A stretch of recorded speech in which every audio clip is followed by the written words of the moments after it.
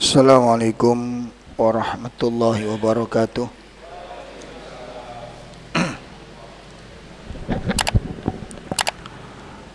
Alhamdulillah alladzi ba'atha fil ummiyina rasulam minhum yatlu alaihim ayatih wa yuzakkihim wa yu'allimuhumul kitaba wal hikmah wa in kanu min qablu lafi dhalalim mubin. Asyhadu an la ilaha illallah wahdahu la syarikalah wa asyhadu anna Muhammadan abduhu wa rasuluh. Ya ayyuhalladzina amanu taqullaha haqqa tuqatih wa la tamutunna illa wa antum muslimun. Ya ayyuhalladzina amanu taqullaha wal tandur nafsum ma qaddamat lighad wattaqullaha innallaha khabirun bima ta'malun. Allahumma salli wa sallim wa barik ala nabiyyina Muhammadin wa ala alihi wa ashabihi wa man tabi'ahum bi ihsanin ila yaumiddin, amma ba'd. Ikhwatul kiram rahimani wa rahimakumullah.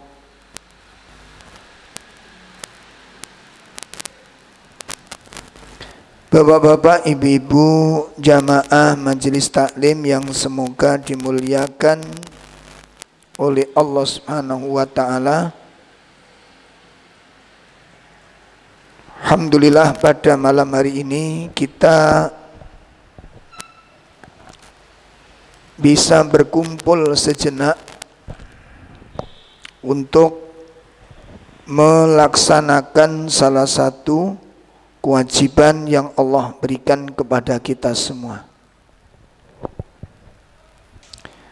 Dan perlu kita ketahui, perlu kita sadari dan kita ingatkan lagi bahwa thalabul ilm merupakan afdolul ibadat. Thalabul ilm afdolul ibadat. Mencari ilmu itu merupakan seutama-utama ibadat. Ya, mencari ilmu merupakan seutama-utama ibadat. Kenapa? Sebab ilmu merupakan al-asas minal asas, pondasi yang paling dasar di dalam agama. Ya, pondasi yang paling dasar di dalam agama. Dan syartun min surut qabulil amal. Ilmu merupakan syarat, ya, merupakan bagian dari syarat diterimanya amal.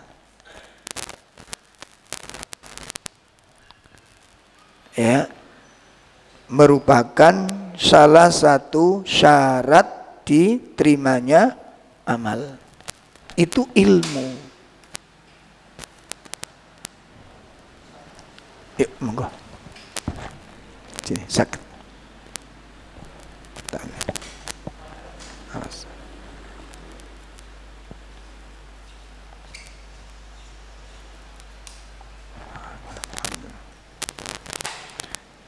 Ya. Nah, jadi ilmu ini merupakan pondasinya agama dan juga merupakan salah satu syarat diterimanya amal. Jadi bukan sepele. Ini persoalan yang sangat penting karena itu kuncinya. Ini pertama ya. Kenapa dikatakan pondasi yang paling mendasar? Pertama tadi apa? Karena ilmu merupakan syarat diterimanya amal. Dan yang kedua apa? Li'anna dini la yaqumu bih. Agama ini tidak bisa dilaksanakan. Agama ini tidak bisa dikerjakan illa bih, kecuali dengan adanya ilmu. Ya, jadi syariat Islam niki mboten saged dilakoni. Orang tidak bisa menjalankan agama, orang tidak bisa melaksanakan perintah syariat tanpa adanya ilmu. Semuanya tanpa sisa, semuanya. Semuanya. Nih, makanya jangan diremehkan ilmu ini. Jadi orang tidak ada orang yang meremehkan ilmu kecuali kejahilan, orang bodoh. Nggak ada orang yang meremehkan ilmu kecuali orang-orang yang jahil. Kenapa? Ilmu ini kunci. Jenengan saged toh nglakoni syariat agama tanpa ilmu. Hah? Tiga tingkat dalam agama: Islam, iman, ihsan. Pun rukun Islam 5 macam. Saged ngelakoni tanpa ilmu? Lalu ditakoni rukun syahadat aja nggak ngerti kok. Pripun bisa menjalankan kalimat tauhid tuntutan la ilaha illallah kalau syaratnya nggak ngerti. Rukunnya berapa, syaratnya berapa, pembatalnya berapa. Coba bayangkan. Tidak akan orang bisa menjalankan agama kecuali dengan ilmu. Makanya amal apapun, seikhlas apapun, tanpa didasari ilmu, la yukbal. Sebagaimana Nabi menyebutkan, man amila amalan laisa alaihi amruna fahuwa raddun. Barang siapa yang melakukan suatu amal yang tidak ada landasan dariku, kata Nabi, maka amal itu raddun, ai mardud, ai la yukbal, tertolak dan tidak diterima. Jadi ngelakoni agama mboten cukup niat, mboten cukup niat, harus dilandasi dengan ilmu. Makanya mboten angsal ngremehno ilmu niki. Disimpen, dijaga, catat. Kenapa kok perlu dicatat? Imam Syafi'i mengatakan al ilmu kasoyid. Ilmu itu seperti binatang buruan. Nama? Seperti nama? Binatang buruan. Kenapa kok disebut seperti binatang buruan? Sifatnya binatang buruan itu napa? Melayu nih cepet. Jadi ilmu niku ilangi cepet. Ngaten. Ilmu niku ilangi cepet. Maka diikat dengan apa? Bil kitabah. Qayyidul bil kitabah. Ikatlah ilmu itu dengan mencatat. Yakin mbak, nek jenengan mboten duwe rekaman, nggak punya catatan. Bulan depan kita tanya materi hari ini apa? Bulan depan materi kemarin apa? Ayo sing gak duwe catatan, gak iso sampean. Gak bisa, makanya disimpan ilmu itu, gak boleh dibiarkan. Karena Itu salah satu sebab kenapa hati kita dipilih dijadikan wadah oleh Allah. Dari sisi pengagungan, nanti wonten kene kitab Khulaso Ta'zimil Ilm itu, makanya sekarang ustadz-ustadz kita itu kalau membuka kajian yang pertama dibahas kitab Khulasoh, bagaimana orang memuliakan ilmu. Sekarang banyak orang tidak memuliakan ilmu. Baik bapak-bapak, jadi dalam taklim, dalam majelis ilmu harus dimuliakan dan diutamakan. Dimuliakan dan diutamakan. Ilmu itu kuncinya agama, syaratnya agama. Kemudian perkara besar penting lagi yang lain dalam ilmu adalah al-ilmu imamul amal. Ilmu itu imamnya semua amal. Ilmu merupakan apa? Imamnya amal. Maksudnya apa? Semua amal itu mengikuti ilmu. Lalu ilmunya salah, maka amalnya sudah dipastikan dalam salah. Sudah dipastikan, sudah. Ilmunya salah, amalnya jelas salah. Karena ilmu itu menghasilkan al-faham. Al-ilmu tahsilul faham. Ilmu menghasilkan pemahaman. Nah, pemahaman itu yang mendorong amal. Amal itu sesuai dengan apa yang dia pahami. Makanya dalam kajian akidah Ahlussunnah niku wonten istilah kajian manhaj. Ngaten lho. Nggih, wonten kajian Ahlussunnah ada istilah kajian tentang manhaj. Manhaj itu bagaimana cara memahami dalil. Apa itu manhaj? Cara memahami dalil. Dalilnya bener, pemahamannya salah, dadine salah. Banyak kasus-kasus ngoten. Kapan hari itu saya ada udzur, nggak ada jadwal khutbah Jumat, pas sowan ke sekolah kami di Kecamatan Tarik, terus ikut sholat Jumat di dekat Masjid Al-Um. Khotibnya luar biasa, menggelegar, ayatnya jelas, namun sayang seribu sayang, ayatnya disalah artikan. Ya, ayatnya niku jelas, iku nek dikupas kalau tafsirnya para ulama bagus itu. Walau anna ahlal qura amanu wattaqau lafatahna alaihim barakatim minas sama. Salah satu kunci konsep membangun negara, membangun bangsa, itu dibangun rakyatnya harus beriman, rakyatnya harus bertakwa. Kalau penduduk negeri itu iman dan bertakwa, keberkahan negeri itu akan dijamin oleh Allah. Jelas ayatnya. Iku kalau dijelaskan dengan tafsirnya para ulama ganteng. Sayangi gawe tafsir jalan lain. Nggih tafsir apa? Bukan jalan lain loh ya, jalan lain. Nggih tafsirnya dewe. Akhirnya artinya nopo? Makanya kalau negeri pemimpinnya lho kok tadi pemimpin iki nang mlayune tutuk endi iki? Iki jenenge tafsir Al-Ngawuru. La haula wala quwata illa billah. Kok bisa walau anna ahlal Quran itu diartikan pemimpin. La haula, itu sudah babak belur ini sudah. Babak belur pun. Dalilnya bener Pak.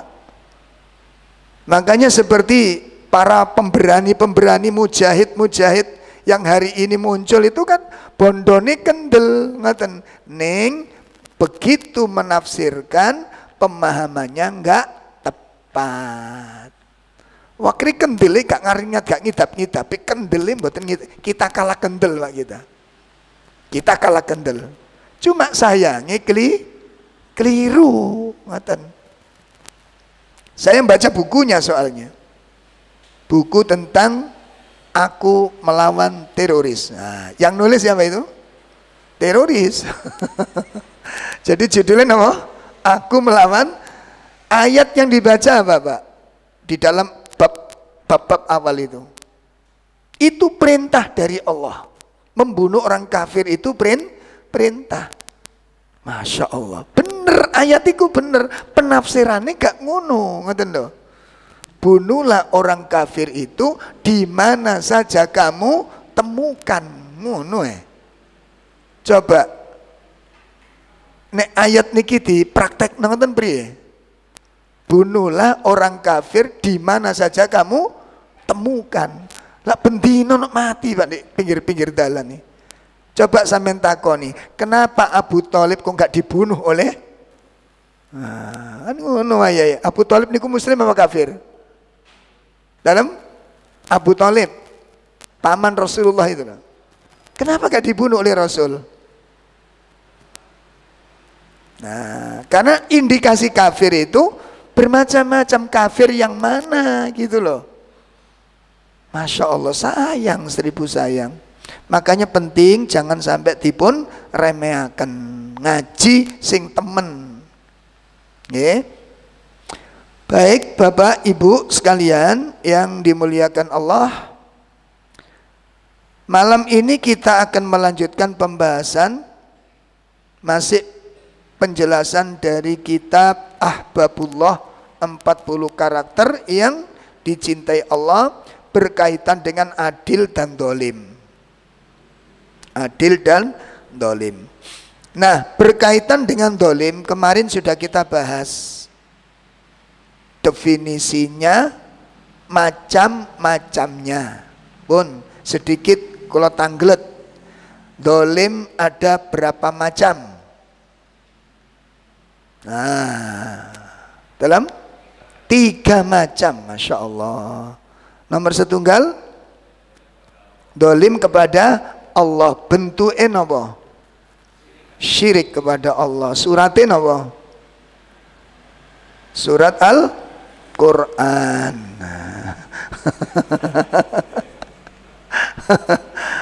Nah, ini kawan ten ayatin nih nggih. Ada di surat Luqman ayat 30. Lho ngeten niki lek mboten disimpen apa enggak ilang sampean ilmune. Kaeman kelangan ilmu niku.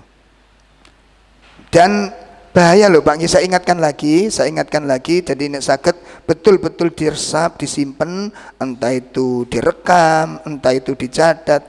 Kenapa? Kalau kita nanti membiasakan begitu, khawatirnya kita ditegur oleh Allah melalui anak-anak kita. Ngaten, ditegur oleh Allah melalui anak-anak kita nanti. Baik, nomor setunggal niku dolim kepada Allah, bentuknya syirik. Mari ngoten nomor kali, dolim kepada diri sendiri. Ada berapa macam bentuknya? Dolim kepada diri sendiri bentuknya apa? Maksiat. Bentuknya maksiat. Maksiat ada berapa? 2. 1, maksiat dalam bentuk melakukan yang dilarang. Simbol yang dihadirkan Allah, perbuatan Nabi Adam. Nabi Adam mengatakan, Rabbana dolamna anfusana. Wahai Tuhan kami telah mendolimi diri kami sendiri. Apa bentuk kedoliman Nabi Adam? Melakukan yang dilarang. Yang kedua, dolimnya untuk diri sendiri apa? Meninggalkan yang diperintahkan. Ya, simbol yang dihadirkan Allah, kisah Nabi Yunus. Apa ucapan Nabi Yunus? La ilaha illa anta subhanaka inni kuntu minadz dzalimin. Saya zalim. Apa kedzaliman Nabi Yunus? Meninggalkan tanggung jawab, meninggalkan tugas.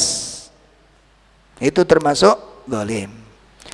Nomor 3, zalim kepada sesama manusia. Ada berapa macam? 3. 1, melalui lisan. Ya, Dan itu semua dijelaskan kali Syekh Shalih Fauzan. Ada sekitar 15 atau 16 ucapan-ucapan dolim melalui lisan. Banyak nih Pak. Mari ngoten nomor kali dolim dengan perbuatan. Contoh memukul, menyakiti, merampas, ya, dan seterusnya. Kemudian yang ketiga, zalim kepada manusia dengan hatinya. Contoh kebencian yang bukan pada tempatnya, hasad dan permusuhan yang bukan pada tempatnya. Ini zalim kepada manusia dari bentuk hati. Pun, jadi kita rinci seperti itu.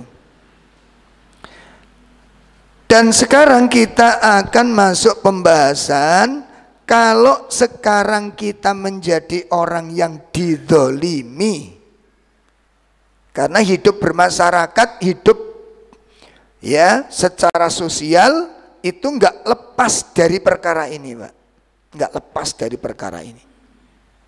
Ya. Rumah tangga bisa enggak saling mendolimi? Rumah tangga bisa betul? Bisa. Suami mendolimi istri atau sebaliknya, istri mendolimi suami. Ya, istri mendolimi suami. Anak mendolimi orang tua atau sebaliknya, orang tua mendolimi anak. Nah, was niki kudu diperhatikan betul. Makanya kita perlu ilmu ini. Saya jadi orang tua itu apa tugas-tugas saya?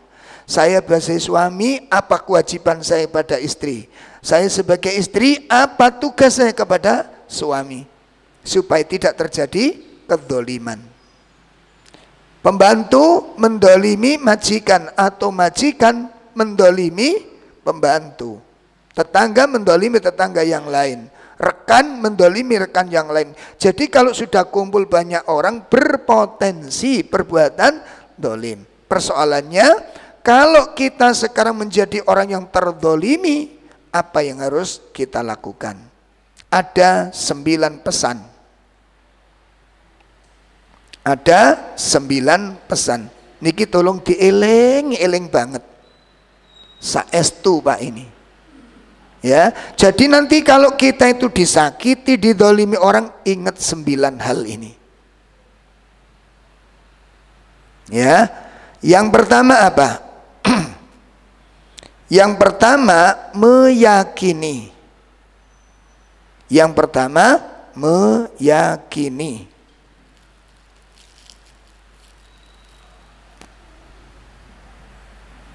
Bahwa tidak ada satu perkara terjadi, tidak ada satupun benda bergerak di alam ini kecuali atas izin dan kehendak Allah.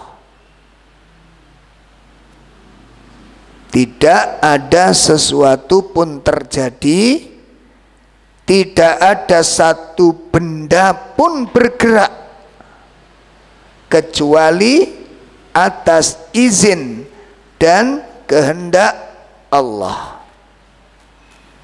Termasuk perbuatan orang-orang dolim yang mendolimi orang lain. Termasuk itu tidak lepas dari 2 hal tadi. Tidak lepas dari kemungkinan atas izin dan kehendak Allah. Tidak terjadi. Kalau Allah tidak kehendaki, walaupun kita ingin bergerak, enggak bisa bergerak.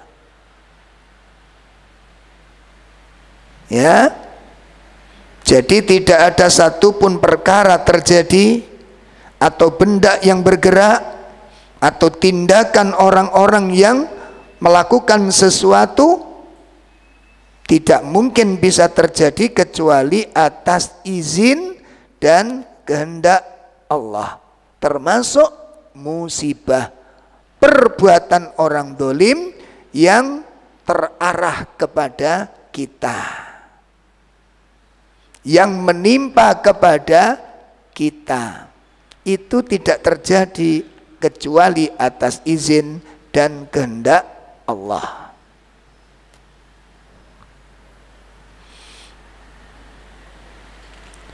Ada beberapa dalil, kita lihat. Dalil pertama, surat 51, surat 9, maaf, surat 9,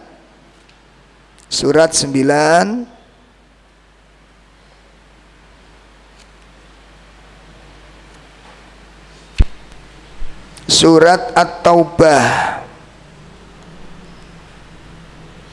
ayat 51. Surat At-Taubah ayat 51. A'udzu billahi minasyaitonir rajim. Qul lan yusibana illa ma kataballahu lana huwa maulana wa 'alallahi falyatawakkalul mu'minun. Katakanlah Nabi Muhammad, tidak akan menimpa kami melainkan apa yang telah ditetapkan Allah bagi kami.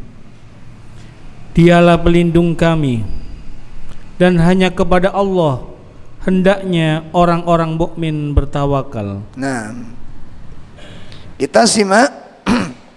Kul lan yusibana. Ini berkaitan dengan omongannya orang munafik di ayat yang ke-40, ke ayat 50 itu perkataan orang munafik. Ketika orang munafik Nabi dan para sahabatnya menang dalam peperangan atau mendapat keuntungan dan mendapat keberhasilan, hati mereka mangkel. Itu orang munafik. Tapi kalau kemudian mendapatkan musibah berupa kekalahan, maka mereka berkata, qad akhadna amrona min qabl wa yatawallau wa hum farihun. Makanya dari awal saya sudah nggak ikut. Saya khawatir ditimpa kekalahan. Saya takut ditimpa oleh musibah. Makanya dari awal kami sudah menyatakan kami tidak ikut perang. Gitu. Maka untuk menjawab ucapan orang munafik ini diturunkan ayat 51. Kul, katakan Muhammad, lai yusibana, diinget-inget nih, lai yusibana illa ma kataballahu lana. Tidak ada satupun bencana menimpa kami, tidak ada satu perkara menimpa kami sekecil apapun, kecuali itu sudah ditetapkan oleh Allah. Camkan baik-baik ini. Tidak ada satu bencana sekecil apapun menimpa kami kecuali itu sudah ditetapkan oleh Allah. Ngatan. Termasuk dolimnya orang-orang yang dolim. Termasuk dolimnya orang-orang yang dolim, menyakiti kita, mengganggu kita, mendolimi kita, merampas milik kita, mencuri milik kita. Tidak akan terjadi kecuali dengan izin Allah, dengan kehendak Allah. Ini dalil pertama. Dalil pertama. Dan ini dikuatkan oleh hadis Nabi Sallallahu Alaihi Wasallam. Dikuatkan oleh pernyataan Nabi Sallallahu Alaihi Wasallam. Apa kata Nabi? Beliau Sallallahu Alaihi Wasallam bersabda, nanti bisa dilihat di dalam kitab Al-Arba'in Nawawi hadis ke-19. Bisa dilihat di dalam kitab Arba'in Nawawi hadis ke-19, atau yang punya kitab Riyadhus Shalihin di bab muraqabah. Nggih, sing kagungan kitab Arba'in hadis ini bisa dilihat hadis ke berapa? 19. Dan kalau kitab Riyadhus Shalihin saged ditingali di bab muraqabah. Ada pesan Nabi Sallallahu Alaihi Wasallam yang diajarkan kepada sahabat Ibnu Abbas. Apa kata beliau? Simak. Wa'lam, ketahuilah, ini tengah-tengah hadis saya ambil. Ketahuilah annal ummata, bahwasanya atau jika manusia lawit tamaat, berkumpul jadi satu. Perhatikan, perhatikan. Ini nanti masuk akidah soalnya. Ya, ketahuilah jika manusia berkumpul menjadi satu, bergotong royong, saling membahu, saling berkonspirasi, saling mendukung yang satu dengan yang lain. Perhatikan, ala an yanfa'uka bisai'in, untuk memberi manfaat kepadamu.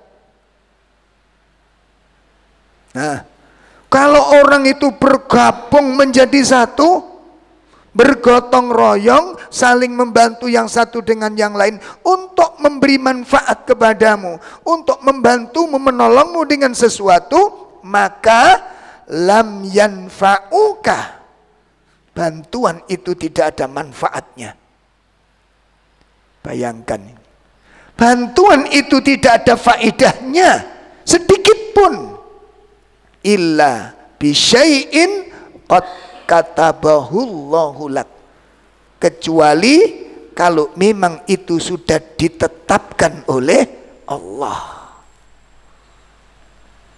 Nah, makanya kita nggak boleh bergantung kepada makhluk. Saat digantungi pas dibutuhkan hilang kekuatannya. Jangan.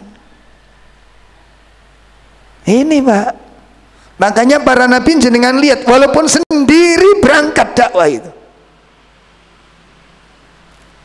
Perhatikan, para nabi kita lihat,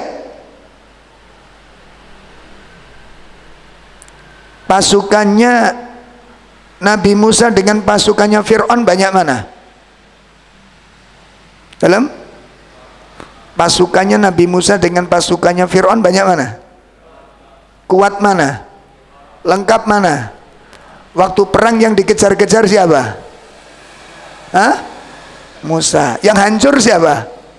Lah kok aneh? Siapa yang menghancurkan?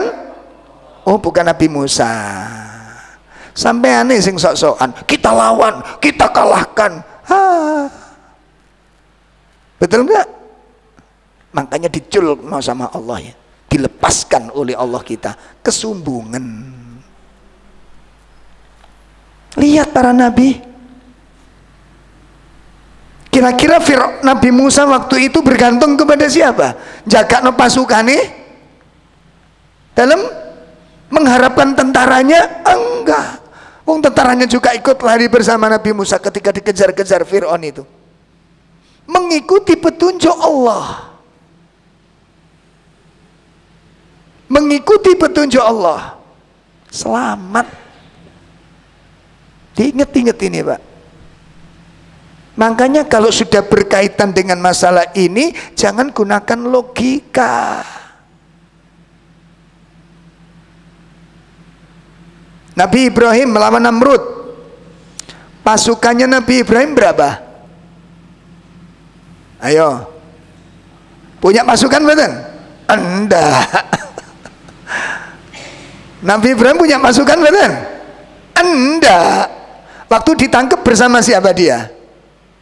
Ditangkap itu, dirantai, disiapkan api untuk dibakar. Bersama siapa dia? Sendirian, di penjara, diborgol, dirantai, dibakar. Subhanallah. Api itu perintah Allah, panas-panas, dingin-dingin, terserah Allah. Makanya Nabi Ibrahim ketika dilemparkan ke dalam api, kalimat apa yang dibaca?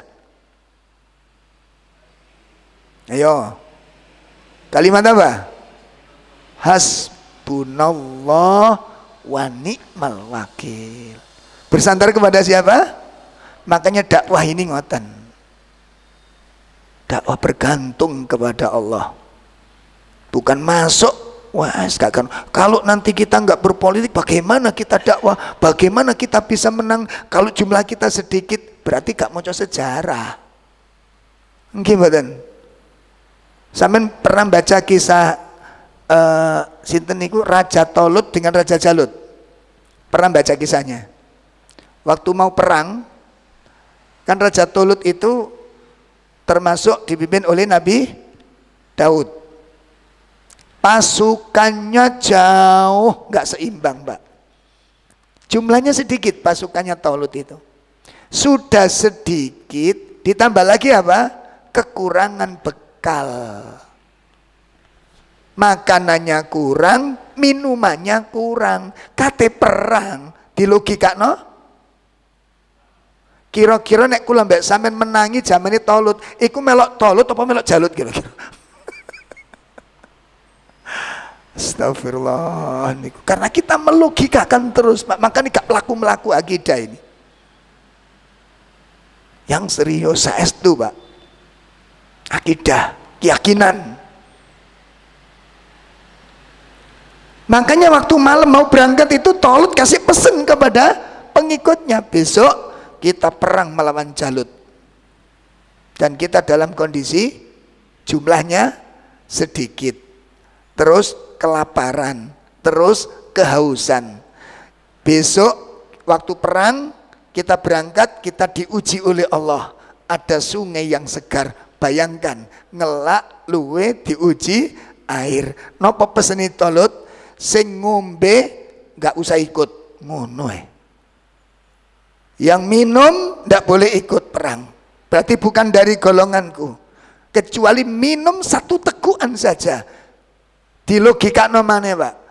Weteng luwe, weteng lemes, weteng ngelak, jumlah sedikit, perang. Logikanya? Berangkat moten itu Tolut, berangkat. Ternyata apa? Begitu melewati sungai yang besar, pengikut yang susah sedikit ini minum, Pak. Kecuali lebih sedikit lagi. Akhirnya sebagian balik karena menyatakan hari ini kami tidak mungkin menang melawan Jalut. Kenapa? Jumlah sedikit, kita lemes. Mosok perang lemes? Di logika no model koyo apa enggak kuat kita lupa siapa yang punya kekuatan. Iku loh, Pak. Sampeyan cekel keyakinan ini. Membesarkan anak-anak ojo nggih logika. Merawat anak-anak jangan menggunakan logika. Tapi kudu kerja keras. Allah tolong nanti. Waktunya sedekah walaupun rezeki kita sedikit. Coba awak dhewe kan gak cocok. Wis kene penghasilan mek titik malah dikongkon sedekah. Wong saya aja butuh di ngono logikae. Makane kalau mbak sampean wedi-wedi, tabrak. Kalau saya tabrak. Ojo nggih logika. Bukan kalau maka ya, apa Allah akan membiarkan kita terlantar gara-gara mentaatinya? Iki pikiran-pikiran sempit. Makanya kita itu ngaji akidah tapi melanggar akidah. Kita itu ngaji akidah tapi melanggar akidah. Kita bermaksiat kepada Allah dengan keraguan itu. Bon, ya? Nah, ini begitu berangkat Begitu sudah sampai di sungai, lepas semua kendali, Pak. Wong ngelak memang. Lupa dengan wasiatnya Tolut. Akhirnya mereka, pasukannya Tolut mengatakan, kami tidak mungkin hari ini bisa mengalahkan Jalut. Saya tak pulang saja, nggak kuat ini. Ulang. Akhirnya tinggal lebih sedikit lagi. Tolut memberikan semangat. Kam min fi'atin ghalabat fi'atan kathira. Kam min fi'atin qalilatin ghalabat fi'atan kathira. Berapa banyak golongan sedikit bisa mengalahkan golongan yang besar. Biiznillah. Perhatikan. Biiznillah. Nah, ngaten. Jadi ini yang harus kita lakukan. Saged dipaham ya? Makanya Nabi mengatakan kalau masyarakat umat ini berkumpul untuk memberi manfaat bantuan kepadamu, bantuan mereka tidak ada manfaatnya, pertolongan mereka tidak ada gunanya kecuali apa yang sudah ditetapkan oleh Allah. Sebaliknya, apa kata Nabi? Wa inijtama'u, kalau masyarakat bergabung menjadi satu, ala an yadurruka bisyai'in, untuk menghancurkanmu, untuk membinasakanmu, untuk memberi bahaya kepadamu. Perhatikan, kalau orang bergabung menjadi satu untuk menghancurkan, membahayakanmu, lam yadurruka, ya, mereka tidak akan bisa mencelakaimu sedikit pun. Hah? Berapa banyak orang yang membenci dakwah sunnah ini? Gimana? Bahasa-bahasa yang dikeluar itu serem-serem semua. Kano api iblis, Pak. Kita senyum salah, diem salah, memberi salah, nggak memberi salah, karena kebencian sudah. Sholat sesuai dengan sunnah salah, berpakaian dengan sunnah salah, model kayak sunnah salah. Kenapa? Karena benci. Nggak usah sedih, nggak usah bingung. Sekarang bergabung menjadi satu mereka, menyusup satu kelompok ke dalam yang mencaci maki, menghujat untuk menutup dakwah. Yuriduna liyutfi'u nurallahi biafwahihim. Mereka hendak memadamkan cahaya ilmu ini, cahaya sunnah, cahaya tauhid, mau dipadamkan dengan lisan-lisan mereka. Ada manfaatnya? Dan apa dakwah sunnah redup? Siapa yang berkehendak? Dan ini bukan kali pertama, ini terakhir. Nabi-nabi kita dulu gak karu-karuan semua, Pak. Insya Allah, niki jenengan pegang dengan erat. Pun itu dalil yang ketiga, dalil kedua dari hadis. Dalil ketiga dari Quran, surat 57 ayat 22 sampai ayat 23. Surat 57, surat Al-Hadid. Surat Al-Hadid. Surat 57 ayat 22 dan ayat 23. Ma asaba min musibatin fil ardi wala fi anfusikum illa fi kitabim min qabli an nabra'aha inna dzalika 'ala Allahi yasir.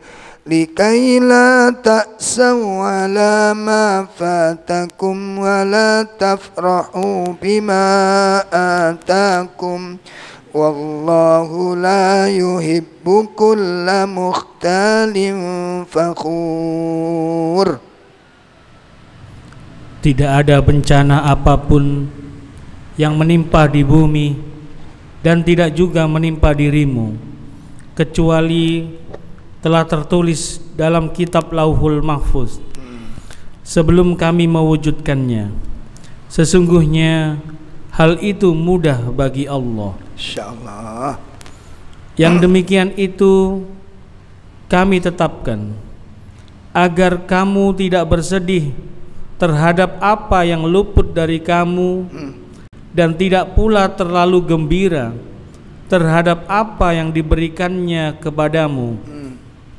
Allah tidak menyukai setiap orang yang sombong lagi membanggakan diri. Ini kunci ketenangan hati, Pak. Salah satu kunci ketenangan hati adalah al-iman bil qadar. Wallah.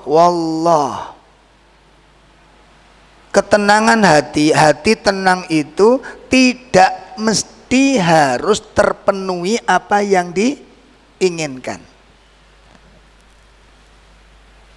Hati yang tumaknina, nafsul mutmainah, jiwa yang tentram, jiwa yang tenang, tidak mesti meraih seperti apa yang diimpikan.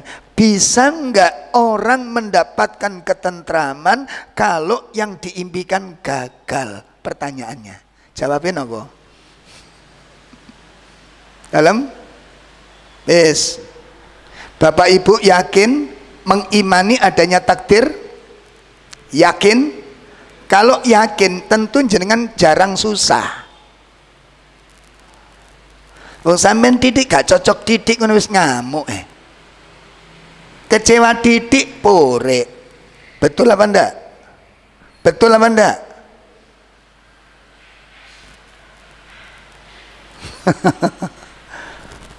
Mau bepergian, waktu agak mepet, ada 2 jalan. Ketika mau berangkat, enaknya liwat ndi?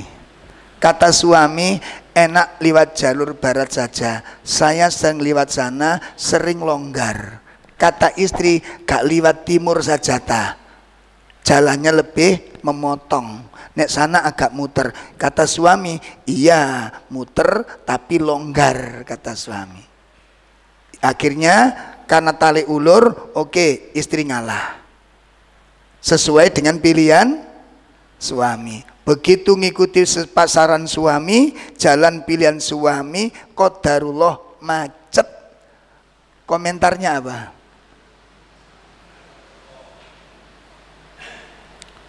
Loh lah kok macet? Mangkane aku malah ngomong mang. Kono sampean ngotot kene, ngene iki macet ya apa? Eling ayat iki.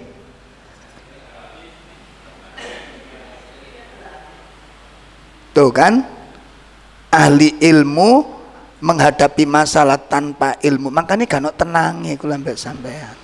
Coba dipraktik ayat ini. Al-Hadid ayat 5 ayat 22 23 ini. Tidak ada satu musibah, itu termasuk musibah apa tidak? Masuk. Karena nggak sesuai dengan keinginan. Harapanku milih jalan itu supaya lancar, supaya cepat nyampe. Qadarullah malah macet. Makanya aku memilih kono sampai ngotot nih gini tambah macet, tambah sawe, wis geruneng sak dalan-dalan. Lho Ustadz kan wajar, ketoke sederhana wajar, tapi nek delok ngenten iki diukur dengan syariat seperti ini, mana ilmu dan imanmu itu? Makanya kata Imam Asy-Syafi'i di dalam kitab Tadhkirat Musai, apa? Al ilmu, yang dikatakan ilmu itu laisal hafid, bukan yang dihafal.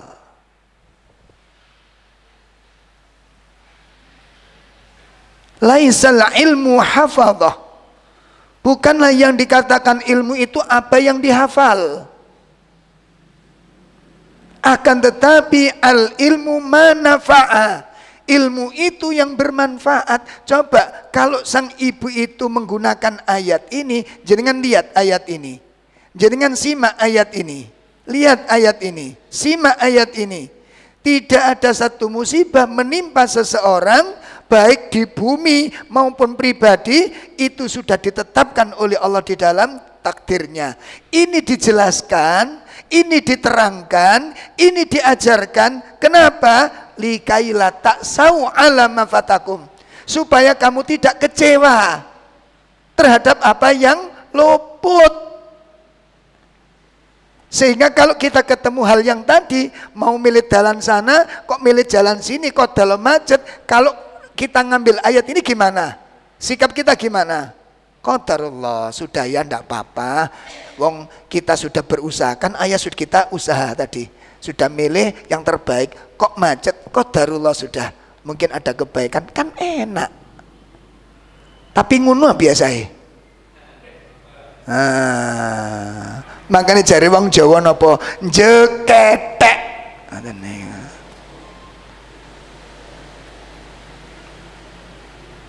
Termasuk suami istri ingin berdagang, bentuk dagangannya beda, persepsi suami dengan istri. Soalnya dua iki mek titik kana tunggale. Iki lho koncoku iku berhasil. Oh, jok ngene iki kok nek ngene kok resikune ngene. Kan mesti ada tarik ulur. Nggih mboten? Nah, ndek kono kok sing sering konflik rumah tangga nih. Konflik rumah tangga nih. Ini ae. Lho nek ngene iki kok mesti ngene ya, resikune kudu ngene. Mesti ada plus minus di situ pasti enggak begitu. Begitu ngalah salah satu dengan harapan sukses, begitu ngalah salah satu dengan harapan berhasil, qadarullah macet. Koncone sing kerja niki menipu uangnya. Komentare? Komentarnya apa kira-kira? Iki pilihan sampean. Ya sampean. Ingat ayat ini? Likaila taksau. Kenapa ini dijelaskan oleh Allah? Supaya kamu nanti nggak kecewa kalau luput dengan apa yang kamu inginkan, dan supaya kamu tidak bergembira ria dengan kesuksesan yang kamu raih. Karena kamu sukses itu juga ujian dan keinginan Allah. Nih, sehingga disinilah peran seorang muslim, peran keimanan itu. Nafsul mutmainah itu ketentraman. Nafsul mutmainah itu ketentraman. Jiwa yang tentram, jiwa yang ridho kepada takdir. Jiwa yang ridho kepada takdir. Sudah, ini sudah kita pilih, ini sudah kita usaha. Sama dengan mantu kok yang ngono. Jadi boyo jare iku ae ngoten. Harus sing ayahe milih sing iku tetep. Ah jeglek, apa yang terjadi? Ridho napa paido-paidoan? Ayo. Ridho napa paido-paidoan yang terjadi? Ilmune gak tau digawe. Makanya kacau. Saya ulangi lagi Pak ya. Ketentraman tidak mesti sesuai dengan yang diharapkan. Bisa nggak gagal tentrem? Nah, ini tantangan. Gagal tentram.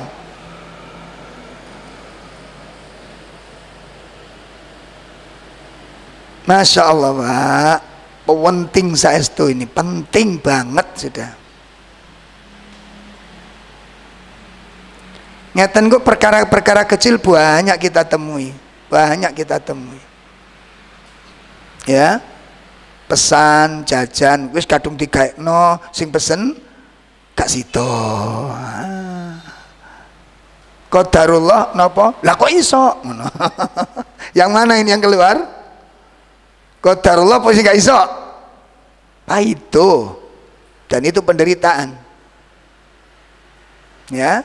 Itu penderitaan. Insya Allah, Masya Allah. Saestu Pak, kita diuji dengan hal seperti ini. Mboten krasa. Itu ilmu dan akidah. Itu ilmu dan akidah. Gagal sudah kita. Eling-eling, makanya Insya Allah penting.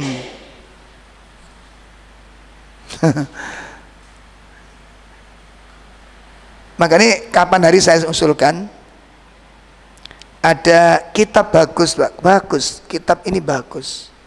dan betul-betul dalam.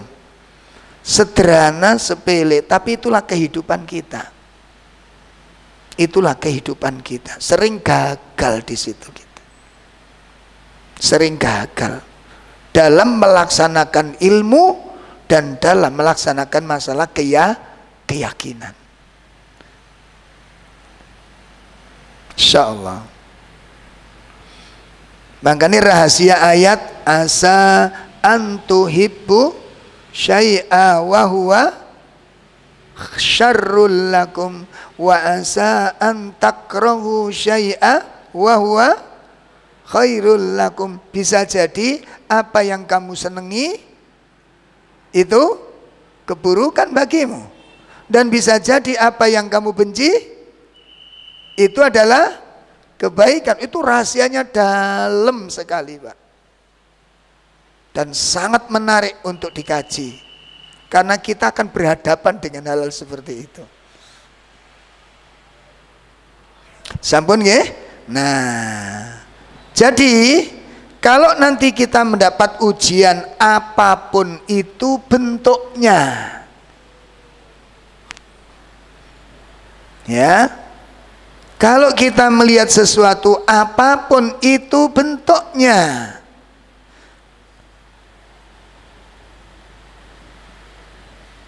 maka jangan lihat perkara tersebut, jangan melihat perkaranya, jangan melihat masalahnya, jangan melihat orang yang menyakitimu, jangan. Tapi lihatlah,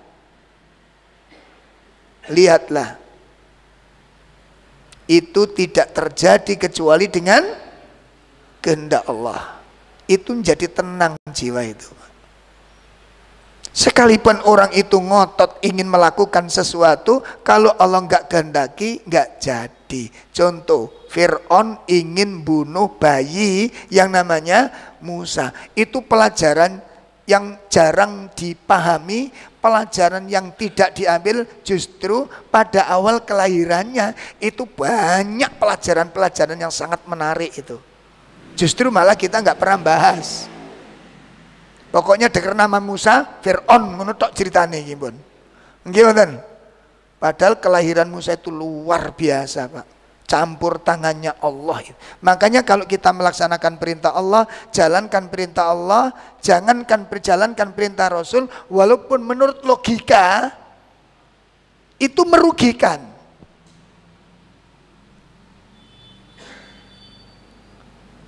Kalau itu perintah Allah, jalankan dah, walaupun itu menurut logika merugikan, melok kerugian ini, Pak. Menurut logika, jalankan. Ingat kelahiran Musa. Pelajaran apa yang bisa kita petik atas kelahiran Musa itu? Dalam bayi yang namanya Musa lahir itu saat undang-undang itu sedang dijalankan. Semua wanita yang hamil itu didaftar, didatangkan ke seluruh rumah. Ahli kesehatan, kalau sekarang itu perawat atau dukun bayi atau dokter, disuruh keliling setiap rumah didata. Hamil masuk daftar, ada penjaganya.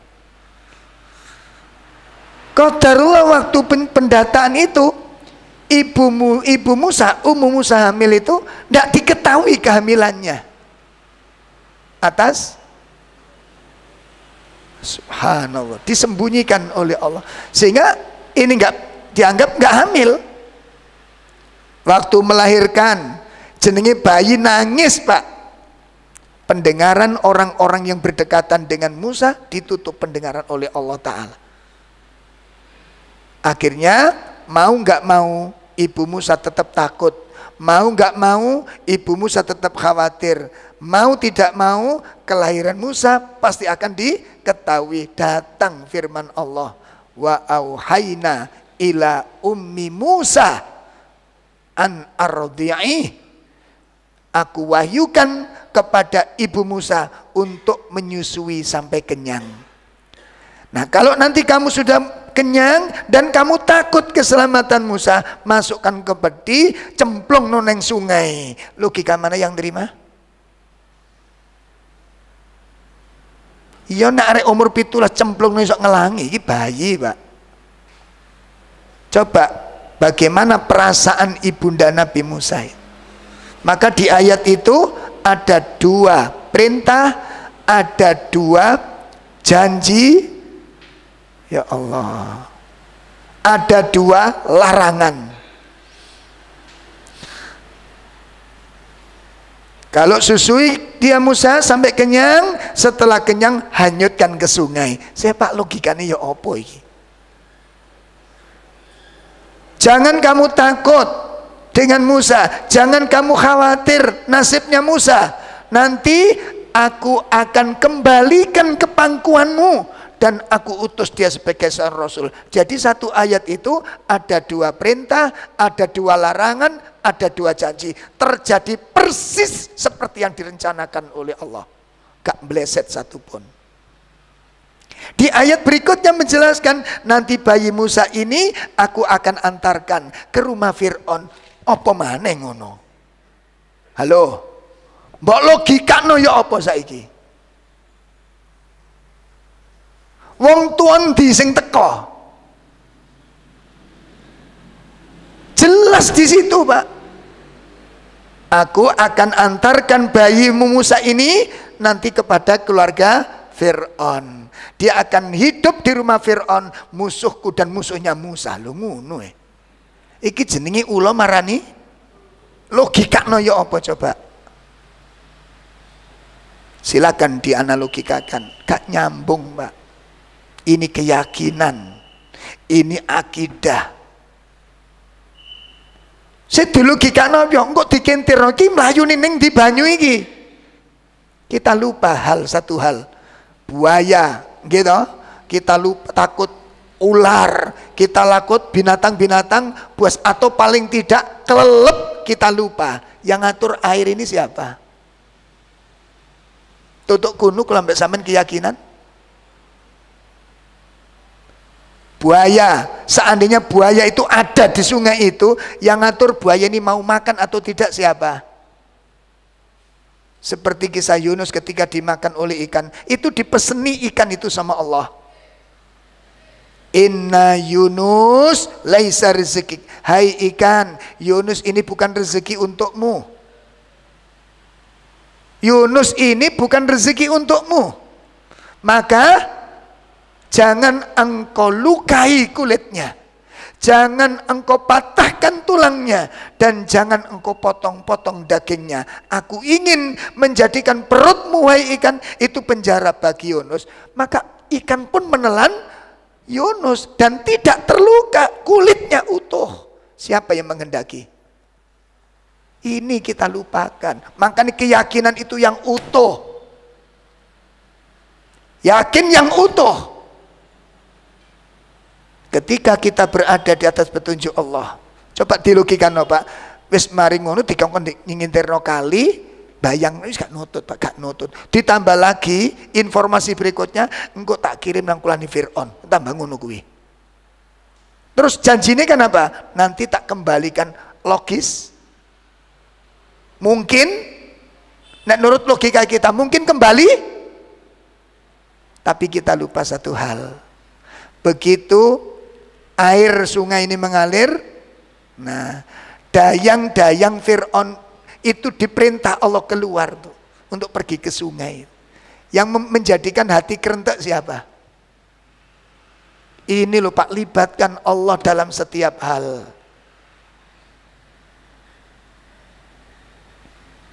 Akhirnya ketemu dayang-dayang Fir'aun. Itu kan peti itu. Apa isinya peti? Dibuka bayi. Ditunjukkan kepada istrinya Fir'aun, disebutkan oleh Allah di situ, tak jadikan hati keluarga Fir'aun cinta kepada bayimu ini. Siapa yang bolak-balikkan hati? Kita lupakan lagi itu. Berapa pelajaran yang kita lupakan ini. Sampai akhirnya istrinya Fir'aun itu berharap dan berkata kepada Fir'aun, bayi ini akan menjadi qurrata aini, Masya Allah, akan menjadi pemenjuk hatiku dan hatimu hai Fir'aun. Lah sing ngomong sing wedok akeh nganute wong lanang ning.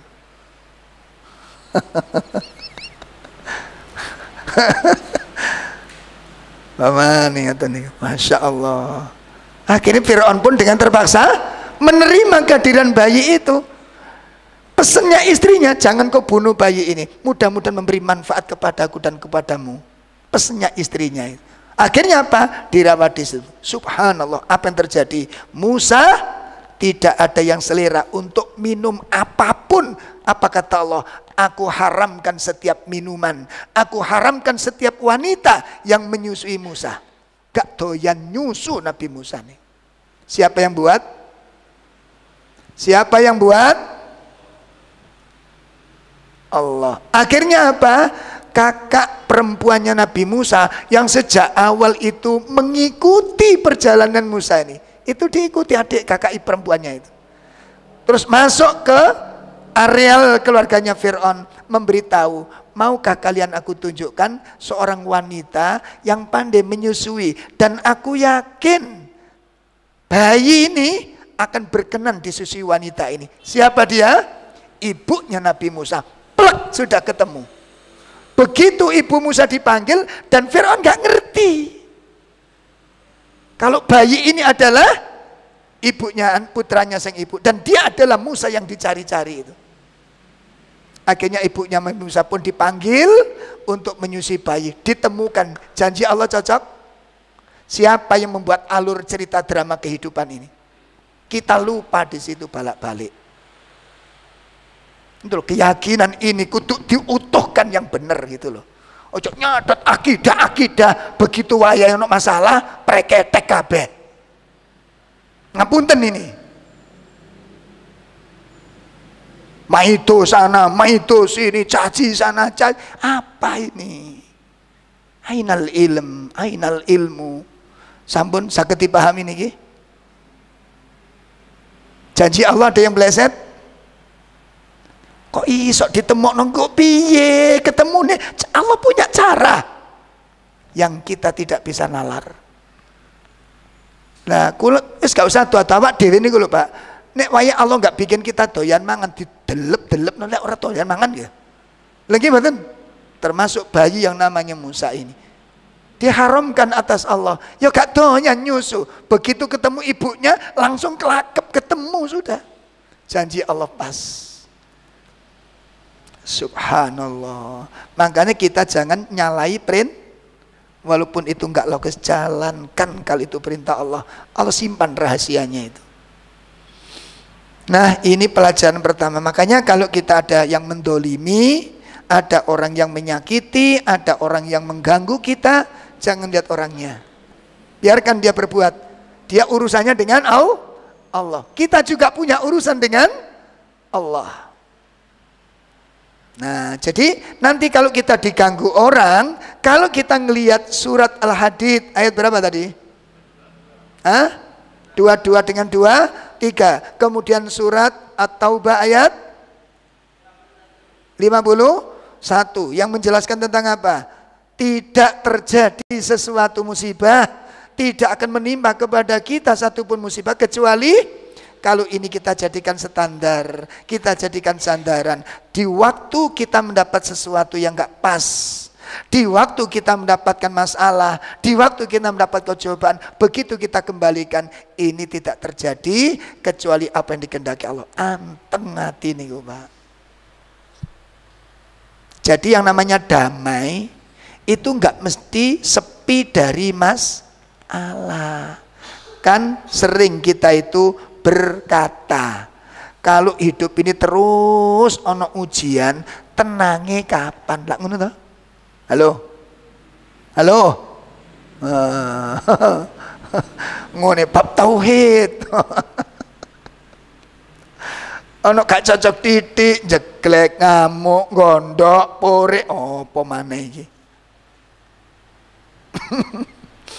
Pun Pernah dengar kalimat itu, Pak? Lah nek ujian iki terus kayak ngene iki mari durung mari ana maneh. Oh iki no durung mari maneh teko maneh loro masalah iki. Lah nek urip iki diuber-uber masalah ngene kapan? Kapan tenangi? Seakan-akan yang membuat tidak tenang itu apa? Seakan-akan yang membuat tidak tenang itu apa? Mas Allah. Nggih bener? Betulkah itu? Dan mungkin enggak saat orang mendapat masalah hatinya tenang, itu melawan arus namanya berpikir itu. Saya katakan sangat mungkin. Pernah baca kisahnya Bilal waktu menjadi budak, ono enake, semenjak dia masuk Islam ono enake. Disiksa tiap hari, diseret badannya, dirantai tangannya, kakinya, lehernya, diludahi, dicaci, dipaksa mengucapkan ucapan-ucapan syirik. Yang diucapkan Bilal apa? Ahad. Pertanyaannya, waktu Bilal mengatakan Ahad itu tersiksa apa tentram? Waktu Bilal meleh, kan ditawari, ucapkan kalimat syirik, sembah Uzza, Rabbi Uzza, Ilahi Uzza. Apa kata Bilal? Ahad. Dicambuk Ahad, diludahi Ahad. Waktu Bilal mengatakan Ahad, itu tersiksa atau tentram jiwanya? Dalam menurut panjenengan, tersiksa apa tentram? Kalau tersiksa dilepas Pak itu, Pak. Betul apa enggak? Dia merasakan ketentraman jiwa yang luar biasa. Kok bisa? Kok bisa disiksa, dihina, dilecehkan, dihancurkan kehormatannya? Kok bisa tentram? Silahkan direnungkan sendiri. Belajar, mikir. Ojo gak cocok, pore, gak cocok, ngamuk diantar ngono. Kapan dhewe saya wae? Gak dewasa gitu. Menang umure tok sing tuwek awake. Pikirane gak jero blas. Sampun paham? Paham betul? Ojo sampai setelah ngaji gampang sumpek, ojo sampai. Keliru kita nanti, sehingga nanti diganggu orang ya biasa. Itu bagian dari ketetapan Allah. Tenang nanti. Baik Bapak Ibu, ini poin pertama. Ya, jadi kalau kita dizalimi, diganggu, kita yakin tidak ada satu bencana menimpa kita kecuali sudah ditetapkan Allah. Sehingga nanti kita walaupun nggak dapat apa-apa, nggak bingung kita. Makanya disebutkan di dalam surat Al-Hadid, ini dijelaskan, ini diterangkan, likai la ta'sau ala ma fatakum, supaya engkau tidak resah, supaya engkau tidak bersedih hati terhadap apa yang luput darimu, karena dikembalikan kepada takdir. Pun yang kedua, ketika kita terzalimi, ketika kita dizalimi, apa yang harus kita lakukan? Yang kedua adalah i'tiraf anidzunub, mengakui dosa-dosa. I'tiraf anidzunub, mengakui dosa-dosa. Artinya bahwa tidak ada musibah yang menimpa pada seseorang, tidak ada musibah yang menimpa pada diri seseorang melainkan adanya dosa yang dilakukannya.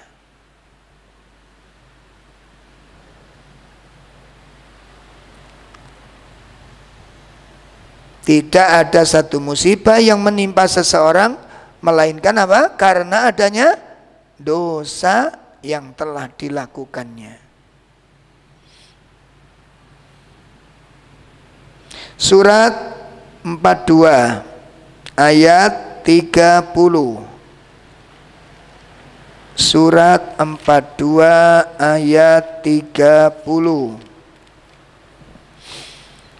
Wa ma asabakum min musibatin fabima kasabat aydikum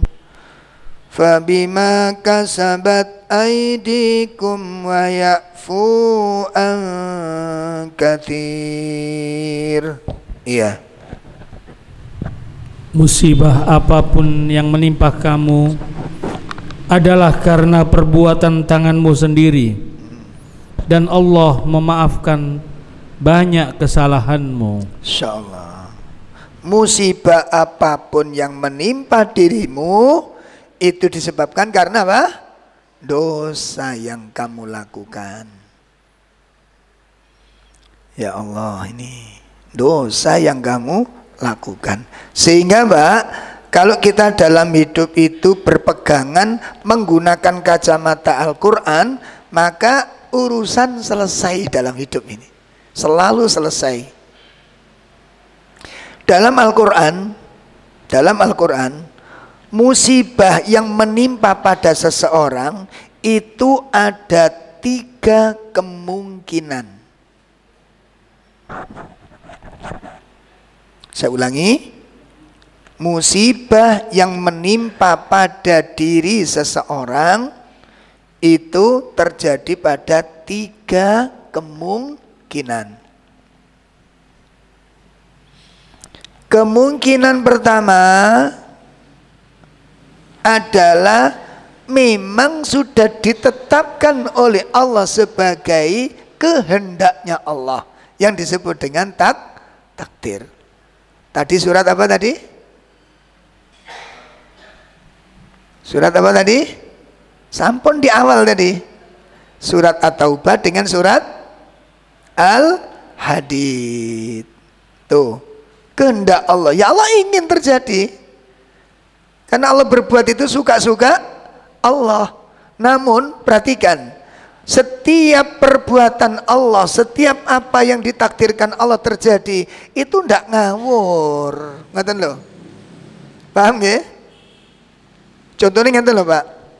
Ini kalau musibah itu boleh sebagian benda-benda ini, ya. Ketika Allah menjatuhkan benda-benda ini, musibah tadi, ada yang berupa kemiskinan, ada yang berupa sakit badannya, ada yang dirugikan orang lain.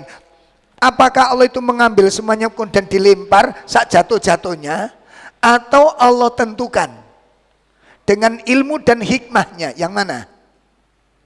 Kira-kira ditentukan. Gak mungkin Allah mengambil masalah-masalah kemudian dilemparkan saat jatuhnya. Saya ketiban kemiskinan, jenengan ketiban sakit, yang sana ketiban apa? Gak mungkin. Karena Allah itu innallaha alimun hakim. Allah maha mengetahui dan Allah maha bijaksana. Jadi kalau kita diberi musibah, ya itu suka-suka Allah. Suka-suka Allah itu enggak ngawur. Allah enggak ngawur. Ya, kalau Allah ngawur itu dolim Allah. Ya, kalau Allah ngawur itu dolim Allah. Allah memberi ujian itu dengan ilmu dan dengan hikmahnya. Allah memberikan ujian itu dengan ilmunya dan dengan hikmahnya. Tak ngawur, Pak. Ya.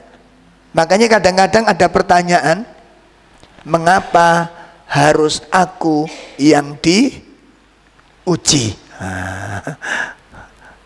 Ada pertanyaan. Waktu kita buka konsultasi niku, ada orang niku diuji terus menerus. Ngoten niku takon, Ustadz, kenapa ya kok saya yang diuji? Nah, untuk pertanyaan niku jawab piye? Kok saya yang diuji? Jawab piye? Ya mbo. Ya mbo, takokne Gusti Allah. Nah kira-kira Allah nguji itu ngawur apa mboten ngene tok itu? Ngawur apa ndak kira-kira Allah? Atau ditentukan, dipilih oleh Allah dengan ilmunya.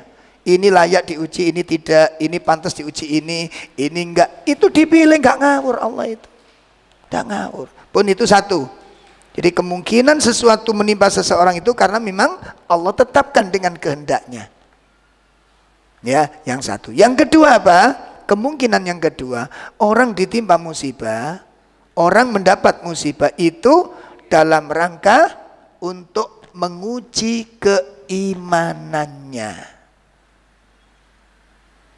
Ya, seseorang diberikan musibah itu dalam rangka menguji keimanannya. Dalilnya surat Al-Ankabut surat 29 ayat 2 dan ayat 3. Surat Al-Ankabut ayat 2 dan ayat 3.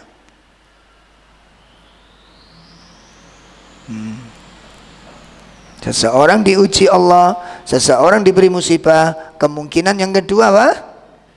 Allah hendak menguji keimanannya. Ahasiban nasu ayyutraku ayyakulu amanna wa hum la yuftanun. Walaqad fatanna alladhina min qablihim fala ya'lamanna Allahu alladhina sadaqu wa la ya'lamanna al-kadhibin. Ya. Apakah manusia mengira bahwa mereka akan dibiarkan hanya dengan berkata, kami telah beriman, sedangkan mereka tidak diuji?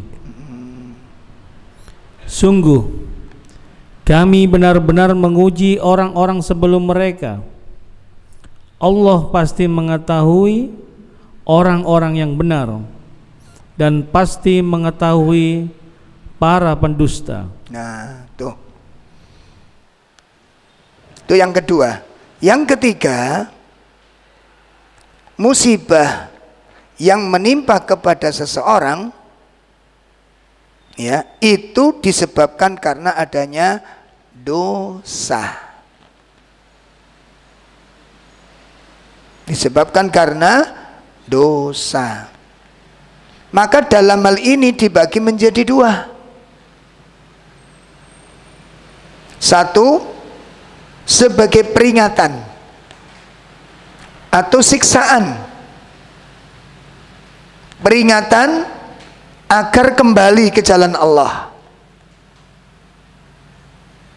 Ya, melalui musibah itu, karena orang itu baru ingat kepada Allah, baru sadar kepada Allah, baru kembali kepada Allah hanya dengan musibah. Ada kalanya seperti itu, dan Allah tahu itu.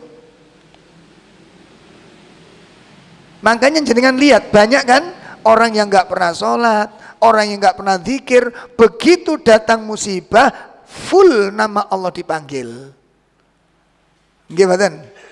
Begitu ada angin ngamuk, sih nggak tahu sholat nih kalau adzan, luar biasa tuh. Dasar mboten, dasar. Allah, ternyata fase nih adzan nih. Saya nggak tahu sholat. Begitu no angin ngamuk langsung adzan. Kenapa? Allah paksa itu.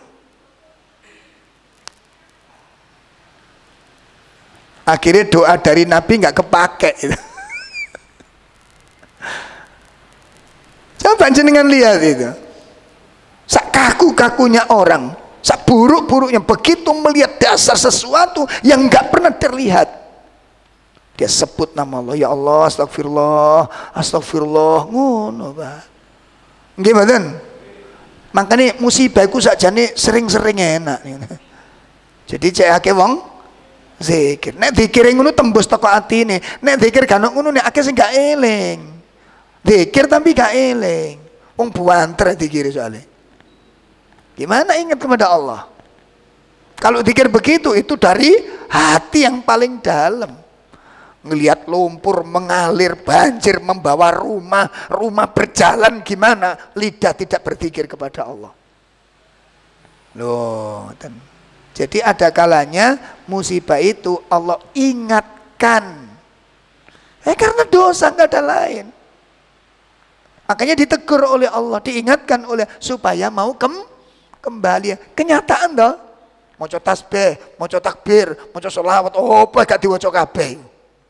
Ketika menyaksikan seperti itu, melihat tsunami, melihat bumi bergerak kemarin, gimana?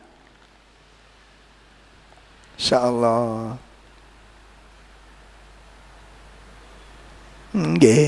Itu sebagai peringatan. Itu kemungkinan pertama. Ya, jadi adanya musibah itu karena dosa. Lah terus fungsinya apa? Satu, sebagai peringatan. Dua, sebagai penghapus dosa. Gitu loh. Sebagai penghapus dosa. Makanya kalau jenengan sudah ngelihat hadis-hadis yang berkaitan ini, jenengan capek, jenengan lelah, jenengan letih, itu nggak akan gampang sambat, Pak. Ngerti loh.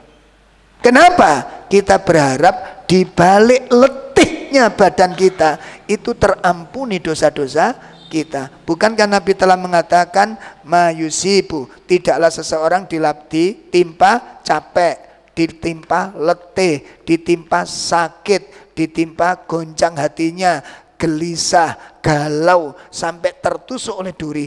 Itu kalau dijalani dengan ikhlas, itu terampuni dosa. Jadi capek penggugur dosa, letih penggugur dosa, gak rugi kita. Sehingga ketika badan ini capek, berharap hatinya kepada Allah, ya Allah, jadikan capekku ini penggugur dosaku. Sambat atau menikmati capek? Ayo, menikmati capek. Bapak capek-capek dari kerja, sing cilik teko keuangan gewandol ning sampean karena kangen. Niki nek wong orang tua beriman seneng digandoli anak ngene iki. Lah nek wong enggak beriman, ayo rono-rono abis capek iku enggak genah. Ono enggak wong sing ngaji ngono? Ayo tobat. Lah nek sampean enggak gelem digandoli, lek gandol wong liya piye? Itu kesalahan-kesalahan kita sebagai orang tua hari ini. Seneng digandoli anak itu seneng karena anak kangen. Nek jenengan tepis, ayo sana-sana, wis abi capek sana dulu, baru kerja abi nih. Sik keringetan, diusir anaknya. 1, 2 kali, 3 kali, 4 kali. Anda datang dari mana saja, pulang dari mana saja, pergi berapapun lama, Anda nggak tertarik untuk mendekati Anda. Dan itu awal bencana. Anda sudah menanamkan kedurhakaan anak kepada Anda. Yang ngajari durhaka siapa? Siapa? Kita. Sing disalahno? Sing disalahno? Anak hebat. Sing ngajari wong tuane, sing disalahno? Itu nggak terasa kita, Pak. Saestu. Akhirnya anak paling-paling kok diusir. Kan gitu. Gimana? Enggak, aku ngalem, ya gak oleh. Nyedek, ya paling disuruh pergi. Akhirnya gak mau datang. Kalau sudah menjadi kebiasaan begitu, anak anti ketemu dengan kita.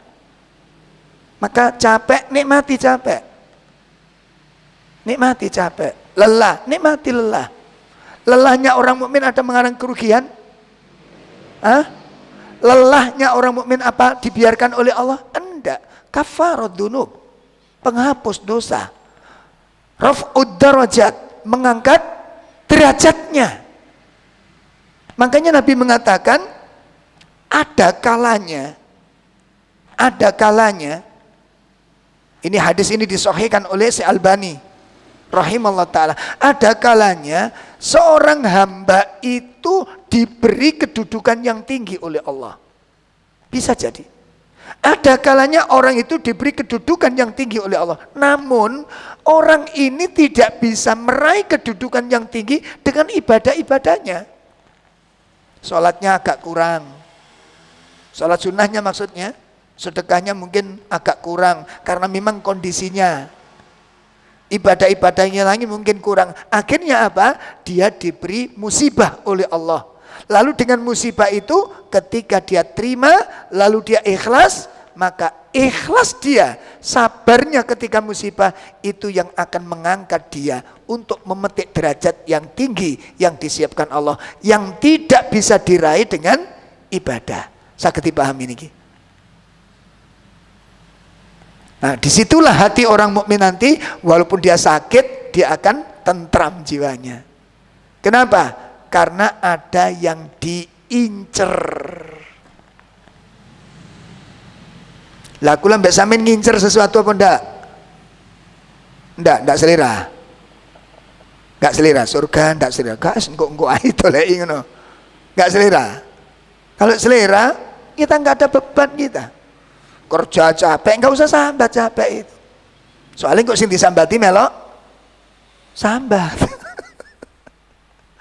Oh, udah dinikmati aja sambil berharap kepada Allah, capek ini jadikan penggugur dosa, gitu Pak.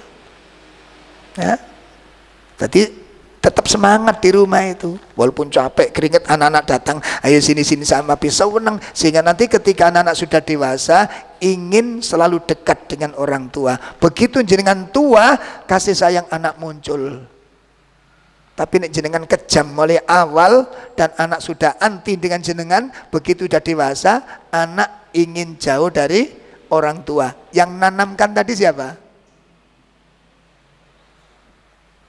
Nah, makanya sekali waktu kita perlu bahas mengatasi kenakalan orang tua. Ini orang tahu dibahas ya. Orang tahu. Soalnya yang dibahas dan kenakalan anak nakal teko sapa? Teko sapa? Teko sapa ayo? Wong tua. Cuma kula mbek sampean sing gak ngakoni ngono lho.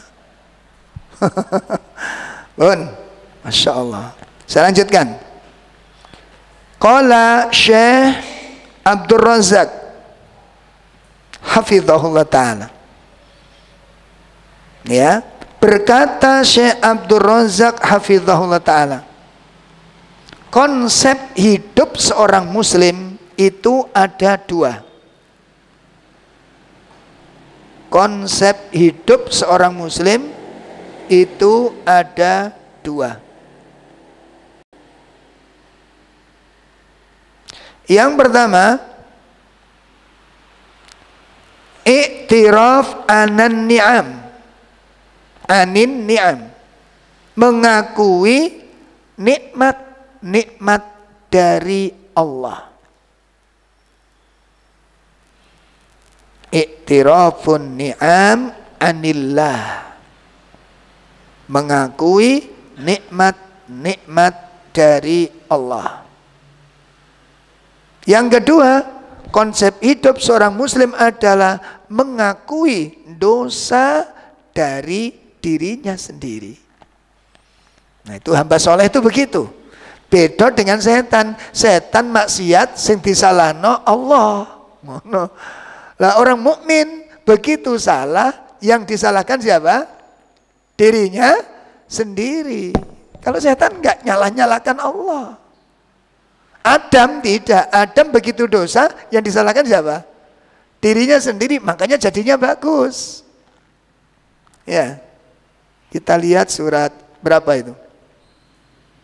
Surat 15. Makanya konsep orang mukmin di sini Pak letaknya. Surat Al-Hijr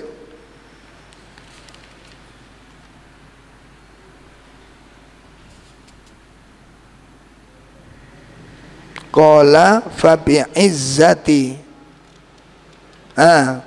qala rabbi bima aghwaytani. Surat 15 ayat 39. Silakan langsung.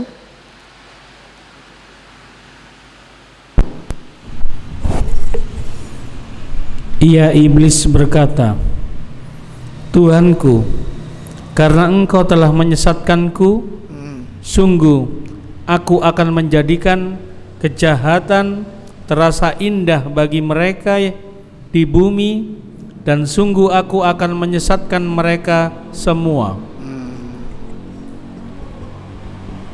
Ya, itu perkataan siapa? Iblis. Dengan sebab engkau telah menyesatkan aku. Nah, yang dia salahkan Allah. Sedangkan Adam begitu salah, yang disalahkan siapa? Dirinya sendiri. Surat Al-A'raf ayat 23. Qala rabbana dzalamna anfusana. Baik Bapak, itu konsep hidup seorang muslim. Satu apa tadi? Mengakui nikmat itu datang dari Allah. Yang kedua, mengakui dosa dari dirinya sendiri. Terukir di dalam suatu doa. Bapak Ibu masih ingat doa ini? Abu ulaka bi ni'matika alayya wa abu ulaka. Nah, bacaan apa itu? Dalam Sayyidul Istighfar. Nggih, di dalam akhir doa Sayyidul Istighfar. Abu ulaka bi ni'matika alayya. Aku mengakui bahwa nikmat-nikmat yang ada ini itu darimu ya Allah. Wa abu ulaka, dan aku pun mengakui bidzambi, bahwa dosa-dosa itu dari diriku. Ini konsep seorang hidup, seorang muslim. Sehingga kalau konsep hidup ditempatkan pada dua porsi tadi, satu mengakui nikmat, dua mengakui dosa. Nikmat datang dari Allah, dosa dalam dirinya. Berarti solusinya apa? Satu, mengakui nikmat itu datang dari Allah. Solusinya syukur. Mengakui dosa dari dalam dirinya. Solusinya istighfar dan taubat. Pas sudah. Itu konsep hidup seorang muslim. Nah, makanya termasuk Pak, termasuk kita diberi pemimpin dolim.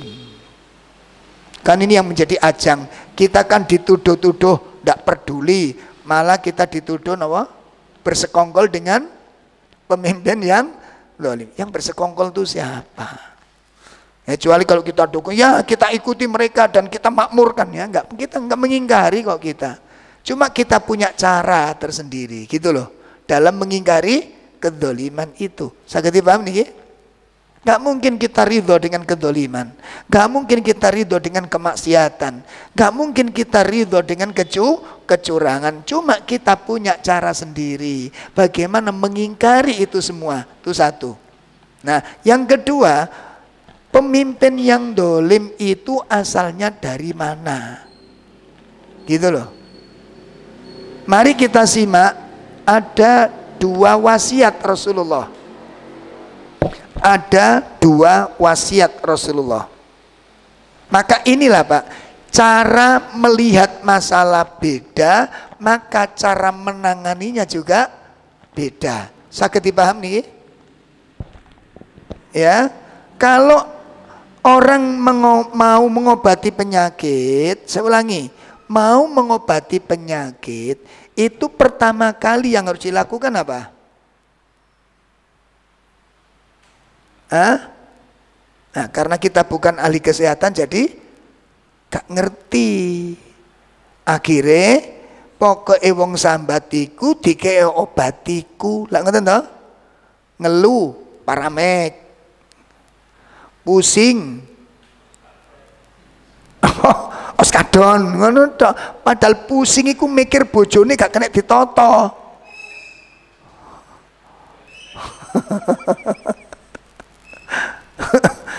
Mencret, diabet, mencret, ngeletuk jambu.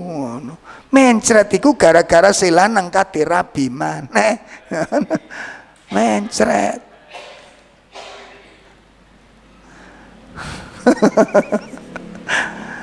Lah nek mencret gara-gara kaget, mbok kei diabet tambah mencret, ngono lho. Dokter tidak, dokter itu diagnosa dulu. Apa sebabnya? Itu Pak. Sehingga nanti kalau sudah ditemukan obatnya, seperti badan sakit semua. Badan sakit semua itu kan sebabnya macam-macam. Awak lemes, macam-macam. Gitu, lemes ombe nono vitamin. Aja ini durung mangan blas telung dino. Gak lemes gimana? Diagnosa. Jangan sembarangan kasih obat. Jelas? Sekarang kita akan obati pemimpin yang dolim. Itu dari mana asalnya? Mari kita simak Nabi SAW bersabda dalam sebuah hadis Imam Ibnu Majah. Sebenarnya hadis ini ada 5 wasiat. Yang ingin saya sampaikan 2. Nabi menyebutkan yang pertama, perhatikan. Walam yang kusul mikyal wal mizan. Ini riwayatnya sama, 2 hadis ini riwayatnya sama, 2 nasihat ini riwayatnya sama, di riwayat yang sama. Apabila masyarakat itu sudah biasa mengurangi takaran, mengurangi timbangan, kalau masyarakat sudah biasa mengurangi takaran, mengurangi timbangan, Allah siapkan 3 siksaan. Ya, Allah siapkan 3 siksaan. Kalau masyarakat ini sudah terbiasa apa? Ngurangi takaran, ngurangi timbangan. Sifat apa ini? Curang. Kan itu yang terjadi di elit politik itu. Carut marutnya tatanan negara, rusaknya. Itu karena ini. Nah, kalau masyarakat sudah terbiasa hidup seperti itu, apa kata Nabi? Allah siapkan 3 siksaan. 1, akhadhu bisinin. Allah akan timpakan kepada mereka paceklik. Terjadi apa enggak? Paceklik terjadi apa enggak? Terjadi. Bisinin, Allah timpakan paceklik. Yang kedua, wasyiddatil ma'unah, beratnya beban hidup. Sampai sekarang ketemu siapa saja, nggak ada yang diucapkan kecuali sambat. Gimana? Sampai temui sopir model sopir apa sambat. Enak Pak, sampai saya nyupiri rame apa nih? Warung rame tukonane tuntutane ya ke pajak yo gede ngoten. Ndak ada kita temukan sekarang ucapan orang kecuali sambat. Itu siksaan dari Allah yang kedua. Syiddatul ma'unah, beratnya beban hidup. Sulitnya mata pencaharian. Subhanallah. Terjadi belum? Sudah. Yang ketiga apa? Nah ini. Wajurus sultanu alaihim, buruknya pemimpin di tengah-tengah mereka. Yang ngomong bukan ustadz loh ya. Jadi pemimpin yang buruk disebabkan rakyat yang sudah terbiasa hidup curang. Sampeyan cek nanti di lapangan, bener nggak? Jual gorengan, jual es, jual buah, dolek rosokan, semua sulit menemukan kejujuran. Jual makanan apa saja sudah. Bahan-bahan dicampur aduk gak karu-karuan. Bu manfaat, bu maslahat, bu mafsadat ndak ngurus. Sing penting aku oleh ke napa?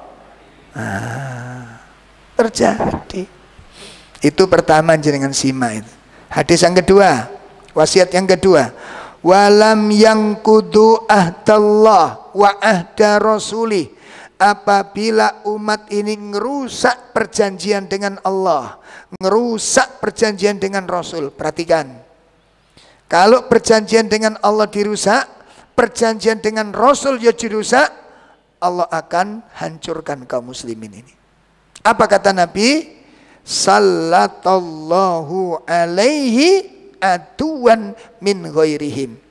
Kalau umat Islam sudah merusak perjanjian dengan Allah dan Rasulnya, maka umat Islam akan diserahkan kepada orang-orang kafir, kepada musuh-musuh mereka. Akan dikuasakan kepada orang-orang kafir, dan orang kafir yang menguasai kaum muslimin ini fa'akhadu ba'du ma fi aidihim. Orang kafir ini mengambil sebagian miliknya orang-orang yang beriman. Sudah terjadi nama dereng? Ditinggalkan Allah kita. Nah, jadi kalau umat Islam merusak perjanjian dengan Allah dan perjanjian Rasul, maka umat Islam akan diserahkan kepemimpinannya kepada orang kafir, dan orang kafir yang sudah menguasai ini mengambil harta milik orang Islam.